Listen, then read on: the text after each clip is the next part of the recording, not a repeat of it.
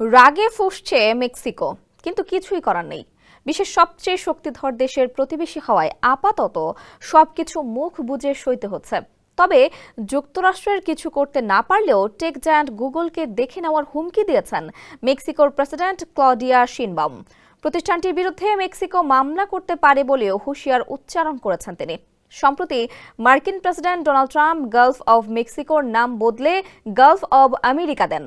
ট্রাম্পের চাপাচাপিতেই গুগল তাদের ম্যাপে নাম পরিবর্তন করে। এরপরই বেজায় চটেছে মেক্সিকো।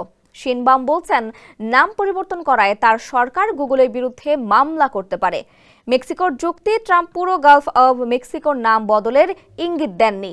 কাম অন ব্রো, এসব অনেক কিছু আসবে আর যাবে, এক্সপার্ট কিন্তু থেকেই যাবে।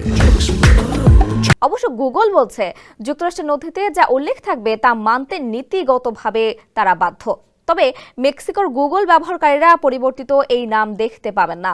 অ্যাপলও তাদের ম্যাপস অ্যাপে মার্কিন ব্যবহারকারীদের জন্য গালফ অব মেক্সিকোর নাম পরিবর্তন করেছে। ট্রাম্প দ্বিতীয় মেয়াদে ক্ষমতায় বসার পর উপসাগরের নাম পরিবর্তন সহ মাদক চোরাচালান ও অভিবাসন ইস্যুতে মেক্সিকোকে চেপে ধরেছেন।